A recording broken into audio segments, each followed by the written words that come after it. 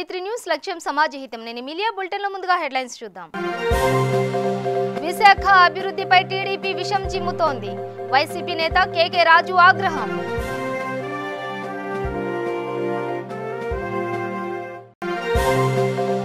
గుంటూరు ప్రభుత్వ ఆసుపత్రిని సందర్శించిన ఎమ్మెల్యే ముస్తఫా కరోనా రోగులకు మెరుగైన సేవలు అందించాలని సూచన.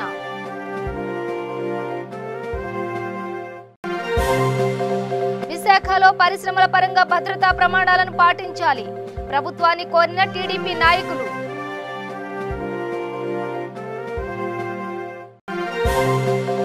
కర్నూలు జిల్లాలో త్రుటిలో తప్పిన ప్రాణ నష్టం. బ్రిడ్జిపై నుండి బోల్తా పడ్డ లారీ, స్వల్ప గాయాలతో బయటపడ్డ డ్రైవర్, క్లీనర్. గుంటూరు జిల్లాలో పెద్ద ఎత్తున అక్రమ మద్యం పట్టివేత. తెనాలిలో 4 లక్షల విలువ గల తెలంగాణ మద్యం స్వాధీనం. డీటెయిల్స్ చూస్తే ప్రజలకు ప్రభుత్వం పారదర్శకంగా పాలన అందిస్తుంటే కొందరు రాజకీయ శక్తులు ప్రభుత్వ ప్రయత్నాలను అడ్డుకుంటున్నారని వైసీపీ నేత కేకే రాజు అన్నారు. విశాఖ అభివృద్ధిపై విషం చిమ్ముతున్నారని మండిపడ్డారు. ముఖ్యమంత్రిగా ప్రమాణ స్వీకారం చేసిన నాటి నుండి ప్రజలకు మెరుగైన సేవలు అందించడానికి జగన్ ప్రభుత్వం కృషి చేస్తుంటే రఘురాం కృష్ణంరాజు టీడీపీకి అనుకూలంగా వ్యవహరిస్తూ స్వప్రయోజనాల కోసం పాకులాడుతున్నారని ఆరోపించారు. టీడీపీ హయాంలో ఏపీకి కేంద్ర ప్రభుత్వం ద్వారా రావాల్సిన నిధులు కూడా పూర్తిగా అయ్యాయని, రాజధాని నిర్మాణం అంటూ రైతులకు అన్యాయం చేశారని అన్నారు. రఘురాం కృష్ణంరాజు అప్రజాస్వామికంగా వ్యవహరిస్తూ చంద్రబాబుకి అనుగుణంగా ముందుకు సాగుతున్నారని తెలిపారు. ఆంధ్రప్రదేశ్ రాష్ట్రంలో తెలుగుదేశం నాయకులు కానీ, అదేవిధంగా నరసాపురం ఎంపీ రఘురాం కృష్ణరాజు గారు కానీ కొంతమంది విశాఖపట్నం అభివృద్ధికి సంబంధించి విశాఖపట్నాన్ని పరిపాలనా రాజధానిగా జగన్మోహన్ రెడ్డి గారు ప్రతిపాదించిన తర్వాత దాన్ని విశాఖపట్నం అభివృద్ధి మీద, ఆ విషయాన్ని ఆధారంగా తీసుకుని విశాఖపట్నం అభివృద్ధి మీద, ఉత్తరాంధ్ర అభివృద్ధి మీద విషం కక్కే విధంగా వీళ్ళు ప్రవర్తించడం మనం చూసాం. వీరందరినీ కూడా ఒకటే ప్రశ్నిస్తున్నాం.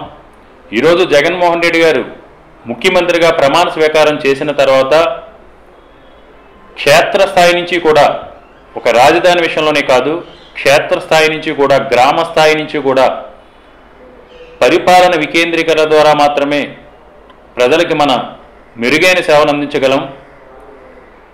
నిజాయితీగా, నిస్వార్థంగా, పారదర్శకంగా ప్రజలకి ప్రభుత్వ సంక్షేమ పథకాల విషయంలో కానీ, అభివృద్ధి ఫలాలు కానీ అందాలంటే పరిపాలన వికేంద్రీకరణ జరగాల్సిన అవసరం ఉందని జగన్మోహన్ రెడ్డి గారు ఒక అధ్యయనం చేసి పెద్దలు సలహాలు సూచనలతో ఈరోజు మొట్టమొదటిగా వైఎస్ఆర్ కాంగ్రెస్ పార్టీ ప్రభుత్వం ఏర్పాటైన తర్వాత వార్డు సచివాలయాలు, వార్డు వాలంటీర్లు, గ్రామ సచివాలయాలు, గ్రామ వాలంటీర్ల వ్యవస్థ ద్వారా పరిపాలన వికేంద్రీకరణకు నాంది పలికి, అదేవిధంగా గత ప్రభుత్వం తెలుగుదేశం ప్రభుత్వంలో హయాంలో ఆనాటి ముఖ్యమంత్రి చంద్రబాబు నాయుడు గారి ఆధ్వర్యంలో ఉన్న ప్రభుత్వం నూతనంగా ఏర్పాటైన ఆంధ్రప్రదేశ్ రాష్ట్రానికి కేంద్ర ప్రభుత్వం ద్వారా రావాల్సిన నిధులు రాబట్టడంలో కానీ, ఆనాడు ఎన్నికల సమయంలో బీజేపీతో కలిసి ప్రత్యేక హోదా తీసుకొస్తామని హామీ ఇచ్చి ఎన్నికల్లో గెలిచిన తర్వాత ప్రత్యేక హోదా విషయంలో కానీ,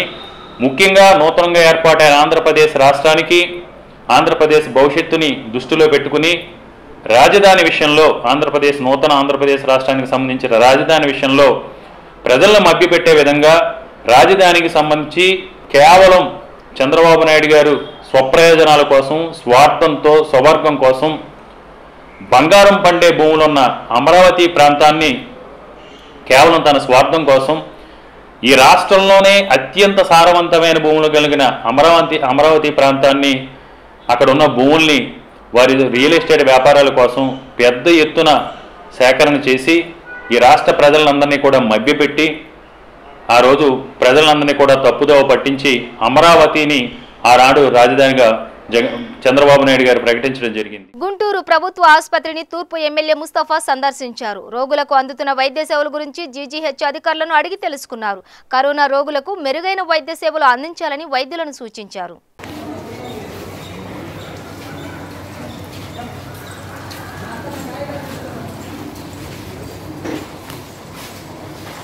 డాక్టర్లు కూడా మన వాళ్ళు 4 మంది టీంలో తీసుకుంటాం. మేము ఇట్లా గొడవ అవుతుందని ఫోరంగా క్వారంటైన్లో ఉంటారు కదా, క్వారంటైన్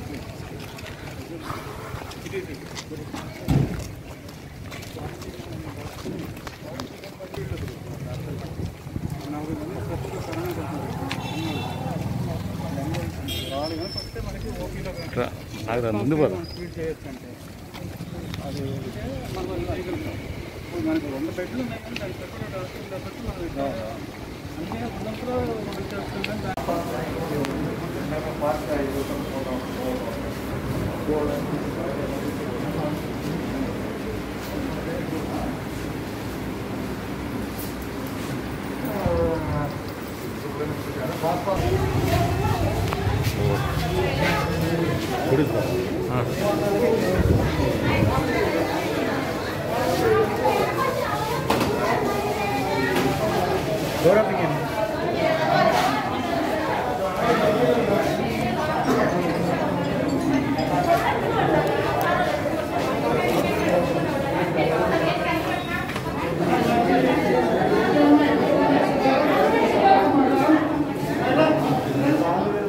స్మార్ట్ సిటీగా ఎదుగుతున్న విశాఖలో పరిశ్రమల పరంగా భద్రతా ప్రమాణాలను పాటించాలని టీడీపీ ప్రభుత్వాన్ని విజ్ఞప్తి చేసింది.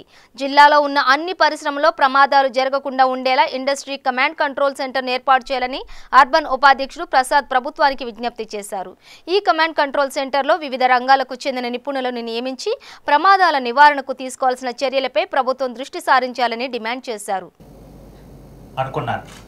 అయితే విశాఖపట్నం ఒక సుందర ప్రదేశమే కాకుండా పారిశ్రామిక నగరం ముఖ్యంగా. అలాంటి ఈ పారిశ్రామిక నగరాల్లో రోజు ప్రమాదాలు పెరిగిపోతున్నాయి. దీని గురించి తీసుకుంటే గత 8 సంవత్సరాల నుంచి మనం తీసుకుంటే మరి జూన్ 13, 2012 స్టీల్ ప్లాంట్లో 19 మంది మరణించారు. జనవరి 6, 2013 హెట్రో డ్రగ్స్లో 2 మరణం. ఆగస్టు 23, 2013 విశాఖ రిఫైనరీలో 27 మంది మరణం. సెప్టెంబర్ 28, 2016 సైనర్ లైఫ్ సైన్సెస్లో 20 మరణం. మే 2, 2017 అజికో బయోఫోర్ 20 మరణం. అదేవిధంగా డిసెంబర్ 27, 2019 స్మైలాక్స్ ల్యాబ్స్ 20 మరణం. మే 7, 2020 ఎల్జీ పాలిమర్స్ మనందరం చూసాం, 12 మంది, తర్వాత కూడా మరొకరు మరణించారు. జూన్ 29, 2020 సైనర్ లైఫ్ సైన్సెస్ 20 మరణం. జూలై 13, 2020 విశాఖ సాల్వెంట్స్ 20 మరణం. వీటన్నిటికంటే అతిపెద్ద ప్రమాదం ఏంటంటే సెప్టెంబర్ 14, 1997లో విశాఖ చమురు రిఫైనరీలో జరిగిన దాంట్లో 67 మంది మరణించారు హెచ్పిసిఎల్లో. వీటన్నిటికీ ప్రధాన కారణం ఏంటంటే వీటిపైన ప్రతి యాక్సిడెంట్ తర్వాత రిపోర్ట్ తీసుకుంటుంది గవర్నమెంట్. అందులో వేరియస్ డిపార్ట్మెంట్స్ నుంచి రిపోర్ట్స్ తీసుకుంటున్నారు. కలెక్టర్ గారి దాన్ని తీసుకుంటున్నారు, పోలీస్ కమిషనరేట్, ఇండస్ట్రీ శాఖ, pollution control board, environment ministry, factory శాఖ, బాయిలర్ల శాఖ, లేబర్ శాఖ, స్టేట్ ఫైర్ సర్వీసెస్ శాఖ, state disaster management authority, petroleum మరియు explosive safety organisation, green tribunal, high power committee, ఇవన్నీ వీళ్ళ దగ్గర నుంచి రిపోర్ట్లు, రికమెండేషన్స్ అన్ని తీసుకుంటున్నారు. గుంటూరు జిల్లాలో పెద్ద ఎత్తున అక్రమ మద్యం పట్టుబడింది. అర్ధరాత్రి సమయంలో భారీగా మద్యాన్ని తరలిస్తున్నారన్న సమాచారంతో రంగంలోకి దిగిన పోలీసులు తెనాలి, నాజర్పేట వద్ద తెలంగాణ మద్యమాన్ని స్వాధీనం చేసుకున్నారు. దాదాపుగా 4 లక్షల విలువ చేసే మద్యాన్ని సీజ్ చేసినట్లు పోలీసులు తెలిపారు. శివ అనే వ్యక్తిని అదుపులోకి తీసుకుని కేసు నమోదు చేసి దర్యాప్తు చేస్తున్నారు. మనకి ఈరోజు ఉదయం తెల్లవారుజామున 4 గంటల ప్రాంతంలో మన 1 టౌన్ సిఐ గారికి వచ్చిన ఇన్ఫర్మేషన్తో 1 టౌన్ సిఐ గారు మరియు వారి ఎస్ఐ గారు, వారు క్రైమ్ సిబ్బంది అందరూ కూడా నాజర్పేటలోని జంధ్యాల వారి వీధిలో ఉంటున్న శివనాగరాజు అనే ఇంటిలో, వారి ఇంటిలో తెలంగాణ నుంచి తీసుకొచ్చిన మద్యంని అమ్ముతున్నారు అనే ఇన్ఫర్మేషన్తో అక్కడికి వెళ్ళి రైడ్ చేయడం జరిగింది. అందులో మనం చూస్తే ఆ ఇంట్లో రైడ్ చేసినప్పుడు దాదాపుగా తెలంగాణ స్టేట్ నుంచి అంటే ఖమ్మం జిల్లా నుంచి వయా వెస్ట్ గోదావరి మీదుగా అతని కారులో దాదాపుగా 275 రకరకాల మద్యం సీసాలు లైక్ మీరు చూస్తే full and some quarter bottles ఇవన్నీ కూడా ఉన్నాయి ఇక్కడ. దీని వర్త్ మన ఆంధ్రప్రదేశ్లో అయితే దాదాపుగా 3-3.5 లక్షల వరకు వస్తుందని చెబుతున్నారు. తెలంగాణ మద్యం కనుక తెలంగాణలో 2 లక్షల వర్త్ ఉంది దీనికి మొత్తం అంతా కూడాను. వీటిని సీజ్ చేయడం జరిగింది. ఇదే విషయం మా జిల్లా గుంటూరు రూరల్ ఎస్పీ గారికి కూడా తెలియజేయడం జరిగింది. గుంటూరు రూరల్ ఎస్పీ గారు కూడా 1 టౌన్ సిఐ గారిని వారి సిబ్బందిని కూడా అభినందించడం జరిగింది ఈ సందర్భంగా. అండ్ నేను మన పబ్లిక్ అందరికీ కూడా తెలియజేసేది ఒకటే, మనకి చాలా పకడ్బందీగా గవర్నమెంట్ వైన్ షాప్స్ అనేటివి రన్ అవుతున్నాయి. ఇలాంటి ఇల్లీగల్గా ఎవరైనా బయట నుంచి తీసుకొస్తే మాత్రం ఖచ్చితంగా వారి మీద గట్టి క్రిమినల్ కేసెస్ అనేటివి పెట్టడం జరుగుతుంది, గట్టి చర్యలు కూడా తీసుకోబడతాయి.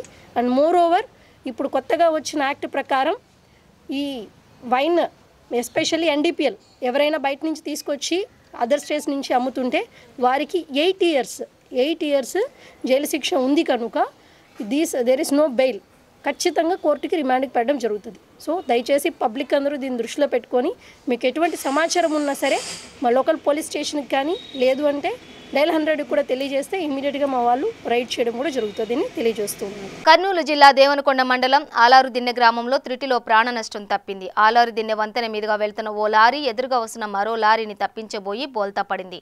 4 రోజులుగా భారీ వర్షాలు కురవడంతో వాగు నిండి లారీ ప్రమాదవశాత్తు బ్రిడ్జిపై నుండి బోల్తా పడింది. లారీ డ్రైవర్, క్లీనర్లు స్వల్ప గాయాలతో బయటపడ్డారు. సమాచారం అందుకున్న దేవనకొండ ఎస్ఐ నరసింహులు కేసు నమోదు చేసి దర్యాప్తు చేపట్టారు.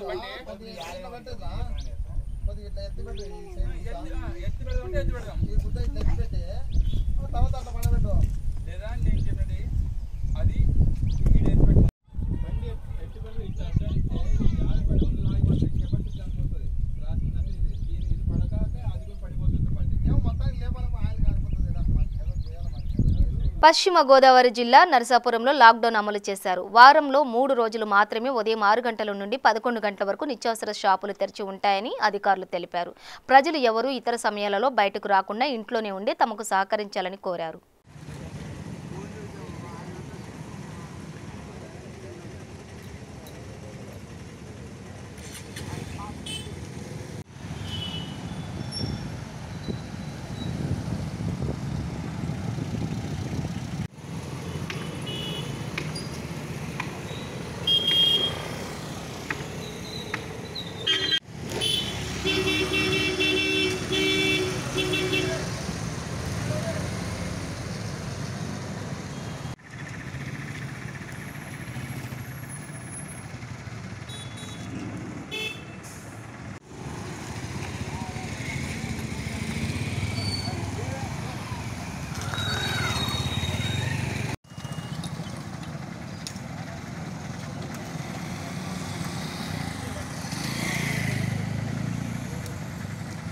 కర్నూలు జిల్లా పత్తికొండ గ్రామ పంచాయతీలో వైసీపీ నాయకులు మురళీధర్ రెడ్డి పారిశుద్ధ్య కార్మికులకు పీపీఈ కిట్లు పంపిణీ చేశారు.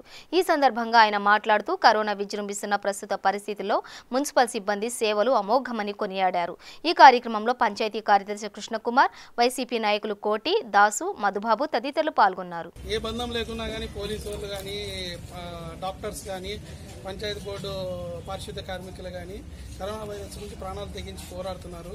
మన ఊరు బాగుంటే రాష్ట్రం బాగుంటుంది, రాష్ట్రం బాగుంటే దేశం బాగుంటుంది అనే ఉద్దేశంతో పారిశుద్ధ్య కార్యక్రమాలకి వాళ్ళకి ప్రాణాలు తెగించిపోతున్నారు శవాల దగ్గర. అందుకు మా తరఫున 30 కిట్లు పీపీ కిట్లు వాషబుల్ కిట్లు ఇవ్వడం జరిగింది. పశ్చిమ గోదావరి జిల్లా ఏలూరులో కరోనా వైరస్ ఉధృతి కొనసాగుతున్న నేపథ్యంలో అధికారులు పట్టణంలో లాక్డౌన్ విధించారు. కానీ కొందరు వ్యాపారస్తులు నిబంధనలు ఉల్లంఘించి దుకాణాలు తెరిచి పనులు కొనసాగిస్తున్నారు. దీంతో సీఐ ప్రసాద్ నిబంధనలకు విరుద్ధంగా షాపులు తెరిచిన యజమానులపై కేసు నమోదు చేసి అదుపులోకి తీసుకున్నారు.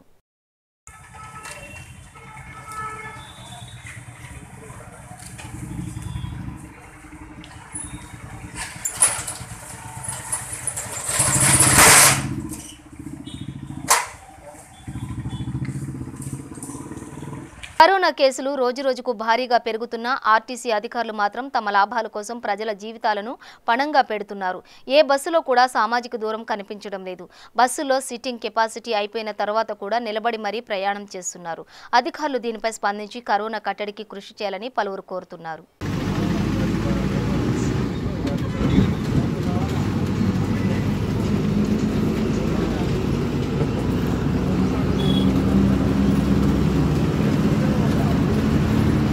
తూర్పుగోదావరి జిల్లా కీర్లంపూడిలో ప్రజలు లాక్డౌన్ నిబంధనలను బేఖాతరు చేస్తున్నారు. కరోనా నానాటికి ఉగ్రరూపం దాలుస్తూ ప్రజల ప్రాణాలతో చెలగాటమాడుతోంది. సామాజిక దూరం పాటించాలి, మాస్కులు ధరించాలని అధికారులు హెచ్చరిస్తున్నప్పటికీ ప్రభుత్వ ఆదేశాలను తుంగలో తొక్కేస్తూ ప్రజలు యథేచ్ఛగా తిరుగుతున్నారు. దీనిపై అధికారులు సైతం నిర్లక్ష్యం వహించడం విస్మయానికి గురిచేస్తోంది. అధికారులు ఇకనైనా స్పందించి కరోనా నివారణ చర్యలు కట్టుదిట్టంగా అమలు చేయాలని కోరుతున్నారు.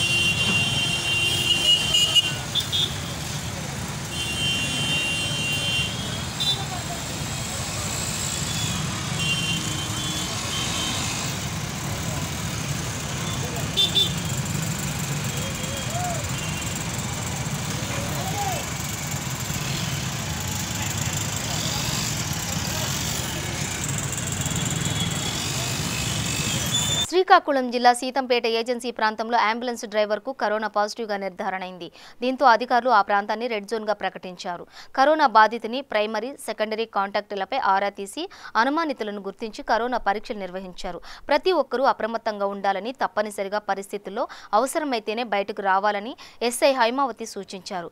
కారణం లేకుండా బయటకు వస్తే కఠిన చర్యలు తీసుకుంటామని హెచ్చరించారు. ఈ కార్యక్రమంలో మండల వైద్య సిబ్బంది, సచివాలయ సిబ్బంది, ఆశా వర్కర్లు, పోలీస్ సిబ్బంది పాల్గొన్నారు.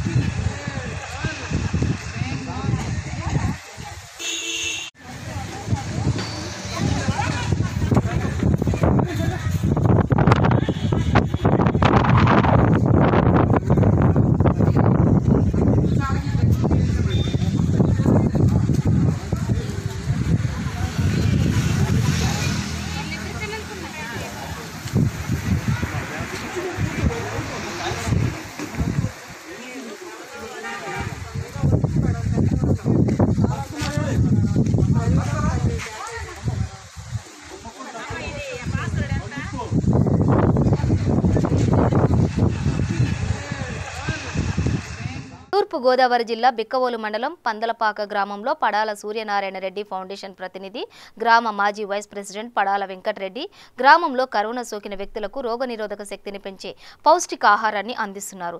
డ్రై ఫ్రూట్స్, పండ్లు, గుడ్లు, మాస్కులు, శానిటైజర్లు మొదలగు 21 రకాల వస్తువులను అందించారు.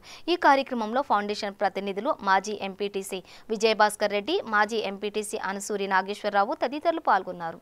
నా పేరు పడాల వెంకటరెడ్డి, పెద్దబుజ్జి, పందలపాక గ్రామం, బిక్కోలు మండలం.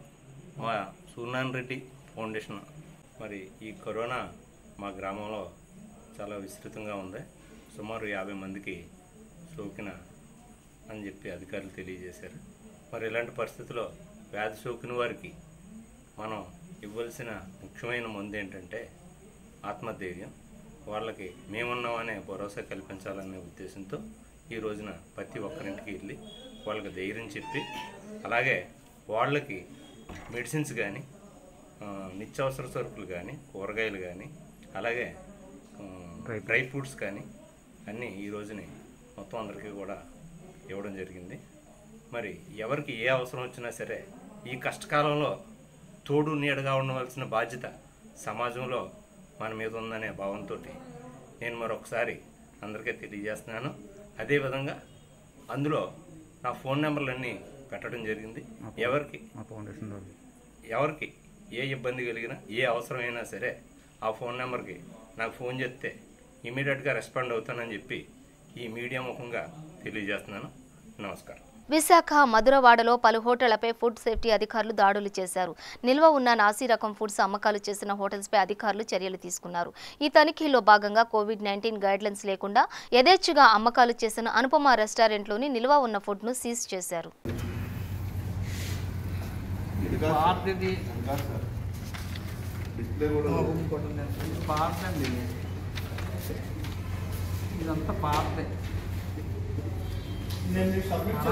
మాధవి ఎవరు? సరైన మాధవి ఎవరు? మా వైఫ్. నేను పేరు చేస్తా. ఇది ఉంటే అంత పోతే అంత. నేను చేయాల్సింది కూడా నేను చేస్తాను. అది వేరు ఉంటుంది తర్వాత. ఎందుకంటే మేము తప్పు చేయలేదండి. వాళ్ళు ఎవరో కంప్లైంట్ ఇస్తే రోడ్డు పోయేవాడు మీరు వచ్చి చేస్తే రోడ్డు అనేది చేయట్లేదండి. టెన్షన్ కదా.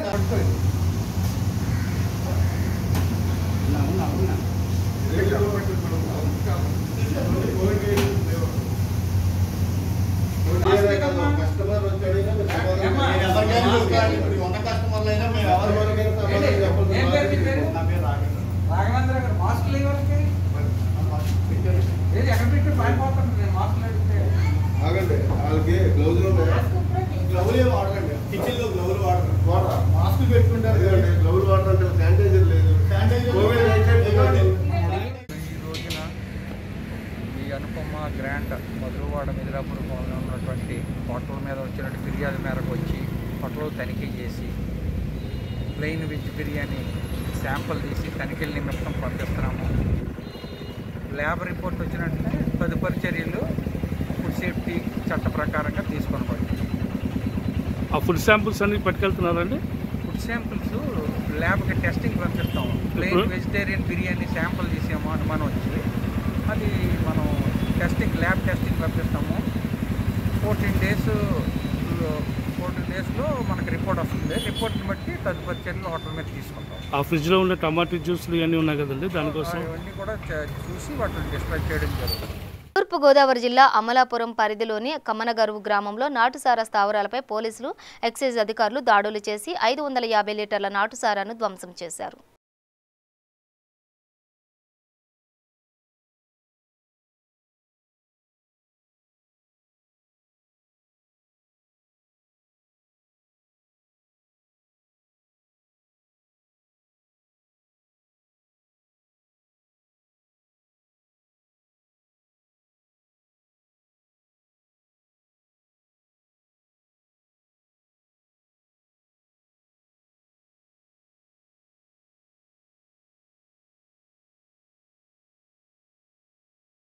బులెటిన్ ముగించే ముందు హెడ్లైన్స్ మరోసారి. విశాఖ అభివృద్ధిపై టీడీపీ విషం చిమ్ముతోంది. వైసీపీ నేత కేకే రాజు ఆగ్రహం.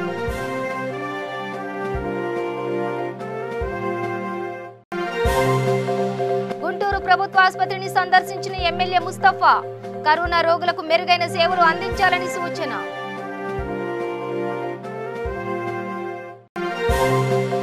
విశాఖలో పరిశ్రమల పరంగా భద్రతా ప్రమాణాలను పాటించాలి ప్రభుత్వాన్ని కోరిన టీడీపీ నాయకులు.